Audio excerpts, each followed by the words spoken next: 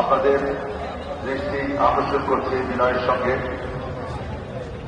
আজকে যে মহান নেত্রীর প্রতি শ্রদ্ধা জানাতে, তার জন্য মহান আল্লাহর দরবারে মাগফিরাত কামনা করতে এবং জানাজায় অংশ নিতে আমরা এখানে সমবেত হয়েছি।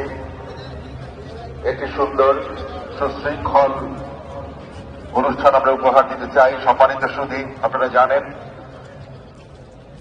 দেশ বিদেশের অনেক গণ্যমান্য ব্যক্তিবর্গ আজকে এখানে আসবেন এবং আপনাদের মতো ত্যাগী জনতা যারা এই মহান নেত্রীর প্রতি শ্রদ্ধা জানাতে এখানে এসেছেন, আমাদের সবার সম্মিলিত প্রয়াসে আজকে আমরা মহান আল্লাহর দরবারে তার মাগফিরাত কামনা করব।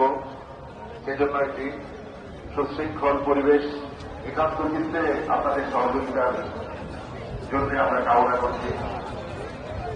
আপনারা যারা মাঠে অবস্থান করছেন, আপনি পাচ্ছি মাঠে আরো জায়গা আছে, পূর্ব দিকে আরো জায়গা আছে।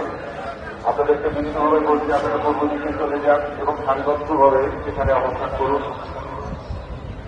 উত্তর দিকে যাবেন না, শুধু মাঠেই অবস্থান করবেন। মাঠের উত্তর প্রান্ত এখানে আমাদের সেনা সদস্যগণ আছেন, তাদেরকে ক্রস করবেন না দয়া করে। তাদের অনুরোধটুকু বা তারা যা বলে তা আপনারা মানার চেষ্টা করবেন, শৃঙ্খলা বজায় থাকবে। মাঠ বিস্তীর্ণ, আপনারা মাঠ পূর্ণ করুন। মাঠ পূর্ণ করার পরে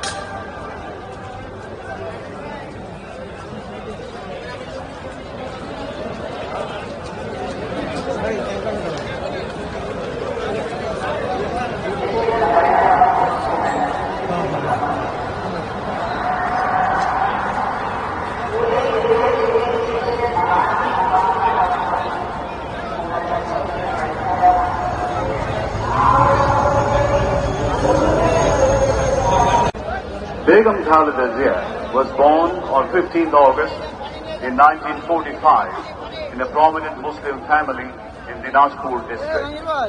Her father, Iskandar Mojumdar, was a respected businessman and a well-regarded figure in the society.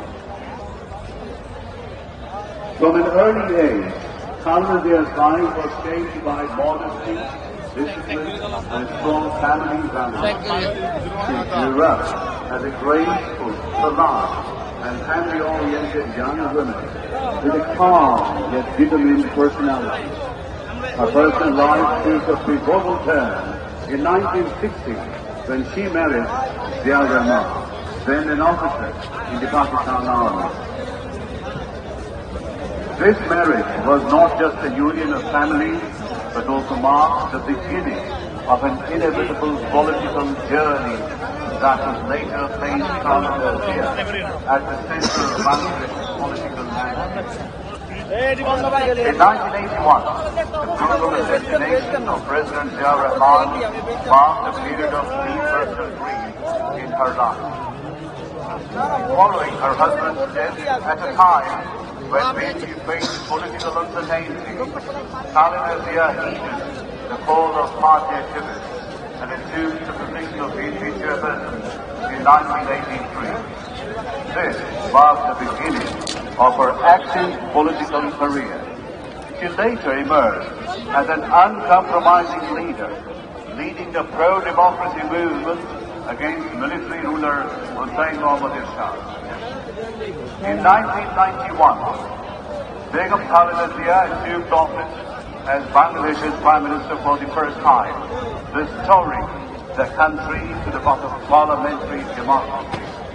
She later held the premiership for 2 more terms, steering the nation with a firm hand.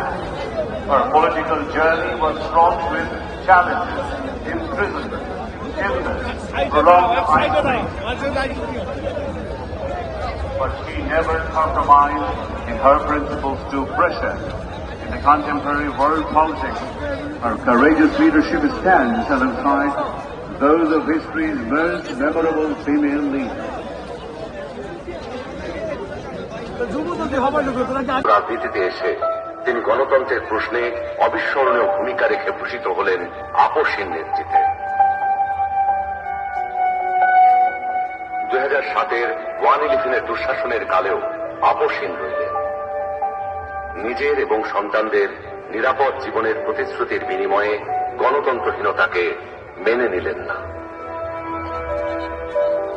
Fascist হাসিনার আমলে বিদেশ থেকে ফিরে এসে মিথ্যা মামলা মোকাবেলা করে জেলে চলে গেলেন।